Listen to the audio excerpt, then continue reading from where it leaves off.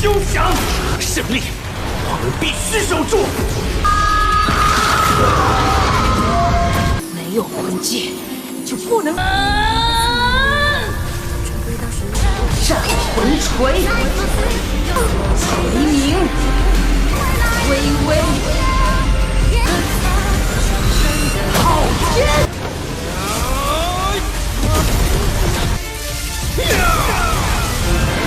何才能使出的黄金圣龙？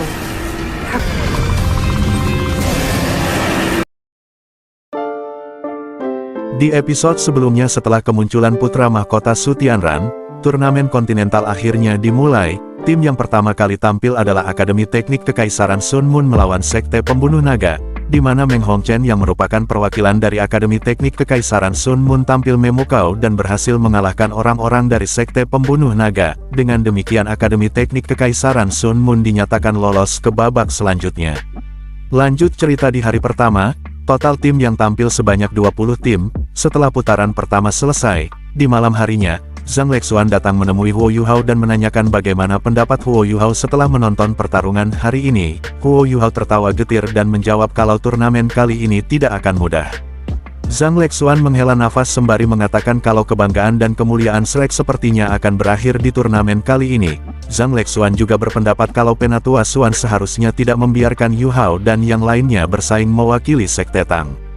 Huo Yuhao tertegun, sesaat kemudian Yu Hao mengatakan bukankah Wang Qiwer ada di sana, kemampuannya jauh lebih kuat dari yang bisa dibayangkan, bahkan Huo Yuhao tidak memiliki kepercayaan diri untuk mengalahkan Wang Qiwer. Zhang Lexuan mengatakan kepada Yu Hao kalau ada beberapa hal yang ingin ia beritahukan kepada Yu Hao. Sebelumnya Zhang Lexuan telah menerima berita bahwa Sekte Tubuh juga ada di turnamen ini. Beberapa anggota senior mereka bahkan secara diam-diam menyelinap ke kota Kekaisaran Sun Mun. Huo Yuhao mengatakan jika Sekte Tubuh benar-benar memasuki Radiant City dalam jumlah besar, itu juga berarti bahwa mereka akan mencoba melakukan sesuatu. Namun saat ini Kekaisaran Sun Mun dan Gereja Roh Kudus lebih mengkhawatirkan. Saya merasa ada sesuatu yang salah dengan turnamen ini. Setelah melakukan beberapa percakapan, Zhang Lexuan akhirnya kembali ke kamarnya. Sementara itu ketika Huo Yuhao dan Wang Donger hendak kembali ke kamar mereka, sebuah suara terdengar dari samping mereka memperlihatkan sosok Meng Hongchen. Meng Hongchen bertanya mengapa mereka tidak mewakili Akademi Shrek. Wang Donger menjawab kalau mereka telah bergabung dengan Sekte Tang dan kali ini mereka mewakili Sekte Tang dalam kompetisi. Singkat cerita di hari kedua, setelah 5 putaran berlalu, tiba akhirnya giliran Sekte Tang melawan Sekte Naga Bumi. Ketika Huo Yuhao memasuki arena kompetisi, Su Tianran dan semua orang memfokuskan pandangannya ke arah Huo Yuhao yang duduk di kursi roda. Sementara itu di sisi lain, anggota pertama yang bersaing di tim Sekte Naga Bumi juga telah memasuki panggung. Ketika melihat Huo Yuhao, dia bergumam mengatakan kalau Sekte Tang benar-benar menarik. Mereka bahkan mengirim orang cacat untuk bersaing. Singkatnya pertarungan segera dimulai. Anggota Sekte Naga Bumi yang bernama Su Sensu terbang beberapa meter di udara sementara auranya terus melonjak. 2 cincin jiwa kuning dan 3 ungu muncul secara bersamaan di sekujur tubuhnya.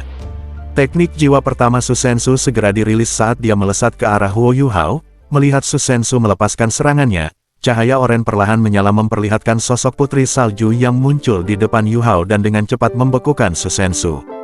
Melihat fenomena ini, seluruh penonton menjadi sunyi. Orang dari Sekte Naga Bumi juga tercengang. Wasit bergegas dan memeriksa kondisi Su Sensu. Setelah itu ia segera mengumumkan bahwa Huo Yuhao telah muncul sebagai pemenangnya. Pesaing kedua dari Sekte Naga Bumi bernama Feng Jue segera memasuki arena kompetisi. Jiwa bela dirinya merupakan naga angin tipe kecepatan. Saat ia melepaskan jiwa bela dirinya, sisik hijau mulai menutupi tubuhnya. 2 cincin jiwa kuning dan 2 ungu dilepaskan secara bersamaan. Segera setelah itu Feng Jue merilis teknik jiwa pertamanya dan melesat ke arah Huo Yuhao. Tangannya berubah menjadi cakar naga yang sangat tajam saat dia menatap Putri Salju. Melihat Feng Jue yang melesat ke arahnya, Putri Salju segera membentuk dinding es setebal 3 meter untuk memblokir serangan Feng Jue. Ketika Feng Jue menabrak dinding es, tubuhnya seketika terjebak di dalam dinding es. Putri Salju menunjuk dengan jari kanannya, garis cahaya biru tua lainnya muncul dan mengakhiri pertarungan kedua.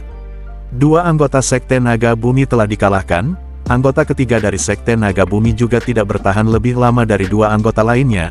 Begitu dia memasuki arena kompetisi, dia segera melesat menuju Huo Yuhao dan Putri Salju. Putri Salju membuat gerakan menari dengan tangannya, dan cincin es membentuk pilar es yang dengan cepat membekukan tubuh anggota ketiga Sekte Naga Bumi. Putri Salju terbang kembali di depan Huo Yuhao dan duduk di pahanya. Dia meraih lengan bajunya dan matanya dipenuhi dengan tatapan polos. Kekuatan jiwa yang telah ia habis segera dipulihkan kembali.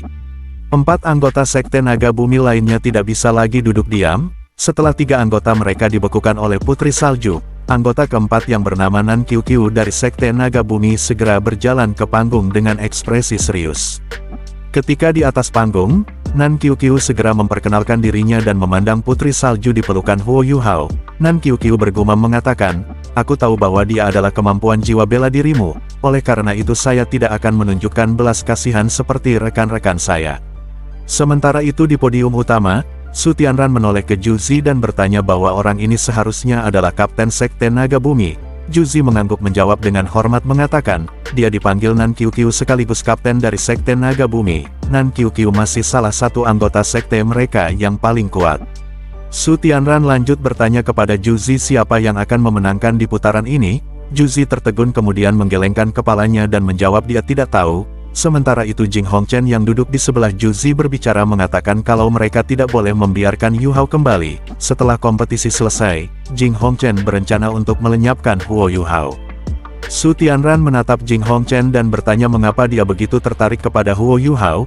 Jing Hongchen menjawab kalau Huo Yuhao ini telah membuatnya sangat menderita.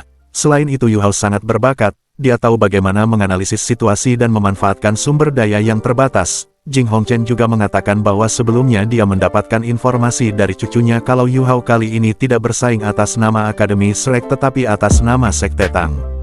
Su Tianran berbicara mengatakan apa yang telah dilakukan Huo Yuhao sehingga membuat Hallmaster Jing Hongchen begitu mewaspadainya.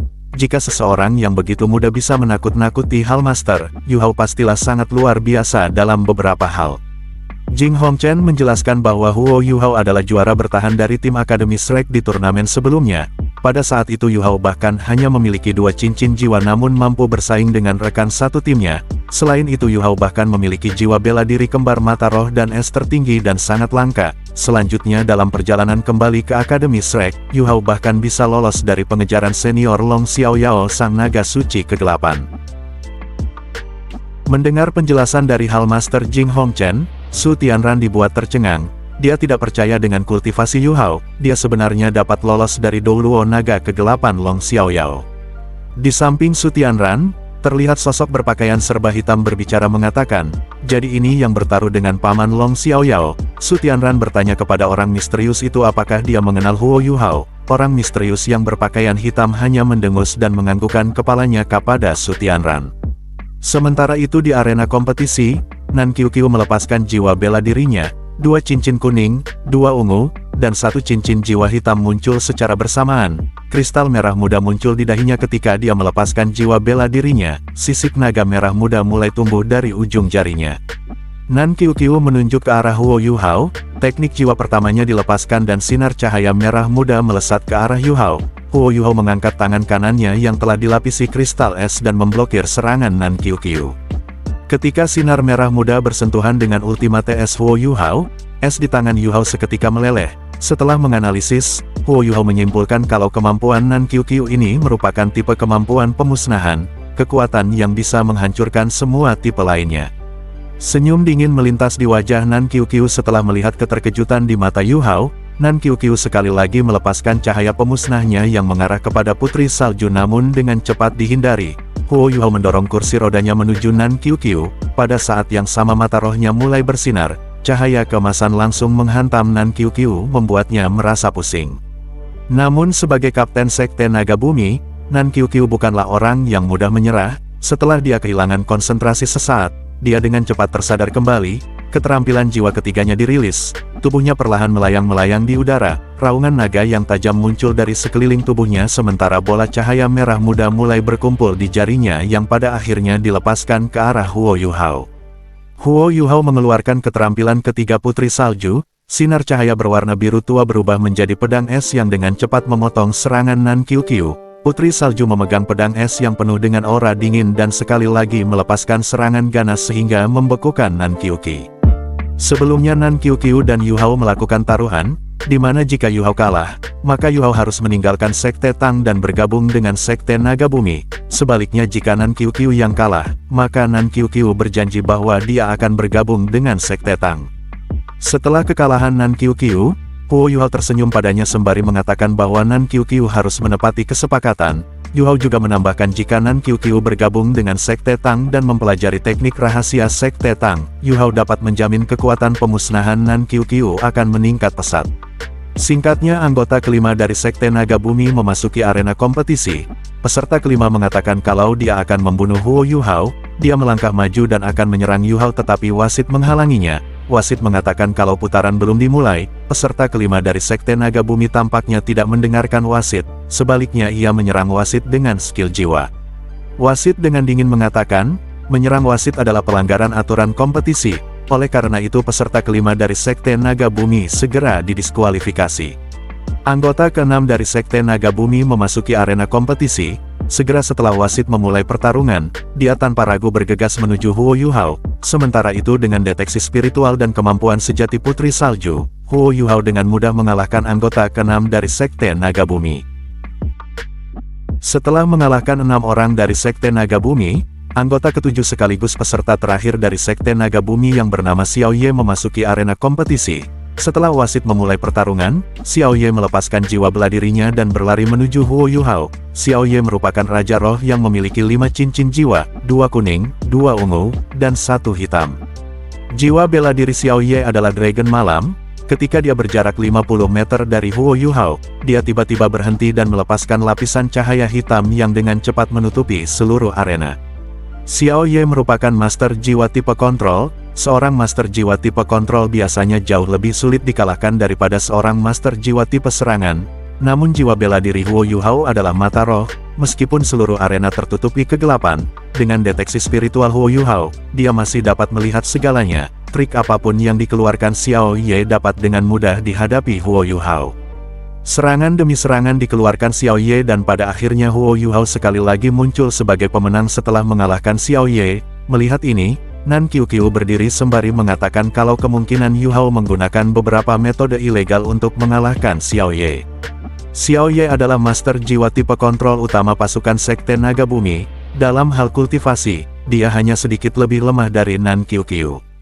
Wasit memandang Nan Qiuqiu dengan dingin dan berkata, "Diamlah, kompetisi telah berakhir, Sekte Tang telah menang dengan total 12 poin." Nan Qiuqiu dengan ekspresi sedih menatap seorang wanita parubaya yang merupakan ibunya sekaligus pemimpin Sekte Naga Bumi. Wanita parubaya itu berkata dengan marah mengatakan, "Jangan panggil aku ibu, Sekte Naga Bumi telah benar-benar dipermalukan olehmu. Sekte Tang telah mengalahkan 7 anggota tim kita hanya dengan 1 orang." Nan Qiuqiu berbicara dengan sedih. Air mata mengalir di wajahnya ketika dia menjelaskan tentang taruhannya dengan Huo Yuhao. Nan Qiuqiu mengatakan kalau ia akan bergabung dengan Sekte Tang. Pada detik ini, ibu Nan Qiuqiu yang bernama Nan Suishui tertegun. Tidak hanya dia kalah dalam kompetisi, tetapi dia juga kehilangan putrinya sendiri. Nan Suishui menarik napas dalam-dalam dan menenangkan diri. Setelah itu dia membawa Nan Qiuqiu untuk menemui anggota Sekte Tang. Nan Suishui segera memperkenalkan dirinya kepada Huo Yuhao mengatakan kalau ia adalah pemimpin Sekte Naga Bumi sekaligus ibu dari Nan Qiuqiu. Nan Suishui berbicara mengatakan, Sekte Naga Bumi bukanlah sekte yang berpengaruh di benua namun masih menjadi salah satu sekte peringkat teratas di Kekaisaran Dowling. Jika Huo Yuhao ingin Nan Qiuqiu bergabung dengan Sekte Tang, ada 2 syarat yang harus dipenuhi. Yang pertama, Nan Qiuqiu akan bergabung dengan Sekte Tang namun hanya 3 tahun saja. Setelah itu, jika Nan Qiuqiu ingin kembali ke Sekte Naga Bumi, maka Yu Hao dan yang lainnya tidak bisa menghentikannya. Tetapi jika Sekte Tang dapat memungkinkan Nan menjadi Kaisar Jiwa dalam waktu 3 tahun, Sekte Tang dapat memperpanjang jangka menjadi 5 tahun. Syarat yang kedua, karena Nan Qiuqiu adalah seorang wanita, maka Sekte Tang tidak bisa memaksanya melakukan hal-hal yang tidak ingin dia lakukan. Huo Yuhao tanpa ragu menyetujui syarat yang diberikan Nan Suishui. Dalam beberapa tahun ini, akan ada banyak perubahan di benua Daoluo. Sekte Tang membutuhkan talenta hebat untuk berkembang. Dengan bakat Nan Qiuqiu serta metode rahasia Sekte Tang, tidak sulit membuat Nan Qiuqiu menjadi Kaisar Jiwa dalam 3 tahun. Kompetisi terus berlanjut. Tim yang tampil kali ini adalah Sekte Roh Kudus melawan Akademi Modal Surgawi. Ekspresi Huo Yuhao berubah serius, dia menatap tajam pada pemuda berkulit hitam sembari mendengus dingin mengatakan, Gereja Roh Kudus benar-benar memutuskan untuk mengambil bagian dalam kompetisi. Di atas arena ketika hakim memulai pertarungan, peserta pertama dari Sekte Roh Kudus mulai bersinar dengan cahaya putih pucat, sementara itu peserta dari Akademi Surgawi, saat dia meraung keras, tubuhnya memancarkan energi yang sangat kuat. 2 pisau panjang muncul di tangannya, 5 cincin jiwa dirilis secara bersamaan, 2 kuning dan 3 ungu berputar di sekitar pisaunya, kedua belah pihak dengan cepat saling baku hantam. Pemuda Akademi Surgawi melompat ke udara, teknik jiwa pertamanya segera dirilis, dia mengayunkan pisaunya seperti bulan sabit yang dengan kejam melesat ke arah anggota Sekte Roh Kudus. Dihadapkan dengan serangan dari Akademi Surgawi, pemuda dari Sekte Roh Kudus berubah menjadi bayangan hitam, pada saat yang sama, tornado hitam bangkit dari tanah yang dengan cepat menelan pemuda dari Akademi Surgawi. Di saat berikutnya, jiwa pemuda dari Akademi Surgawi telah sepenuhnya dilahap dan hanya menyisakan tubuh tanpa nyawa. Setelah melihat rekan setimnya mati, anggota lain dari Akademi Surga langsung menjadi gempar. Semua orang berdiri menatap dengan marah pada para pesaing Sekte Roh Kudus. Akademi Surgawi mengirim 2 siswanya untuk mengambil mayat teman sekolah mereka. Ketika mereka mengangkat jenazahnya, terlihat darah segar menyembur keluar dari mulutnya, sementara itu guru yang bertanggung jawab atas Akademi Surgawi berdiri dengan marah dan hendak menyerang orang-orang dari Sekte Roh Kudus namun dihentikan oleh tim penyelenggara turnamen. Sesaat kemudian guru penanggung jawab Akademi Surgawi memutuskan untuk tidak melanjutkan kompetisi dan mengakui kekalahan. Guru penanggung jawab Akademi Surgawi berprotes menuntut pertanggungjawaban. Dia mengatakan kalau pertarungan sebelumnya adalah pembunuhan murni. Semua orang dapat melihat bahwa itu adalah pembunuhan yang terang-terangan. Ini bukan kecelakaan dari kompetisi. Di podium utama Su Tianran mengerutkan kening dan berkata, Guru Kekaisaran, katakan pada anggota kalian untuk tidak berlebihan, ini hanya kompetisi, akan ada waktu bagi mereka untuk memamerkan kekuatan mereka. Sementara itu Huo Yuhao yang duduk di kursi roda tertegun, matanya menatap ke arah tim Sekte Roh Kudus. Huo Yuhao dapat merasakan sosok yang sangat familiar dengannya. Selain Tang Ya, sepertinya Huo Yuhao juga merasakan kehadiran senior Ma Xiaota.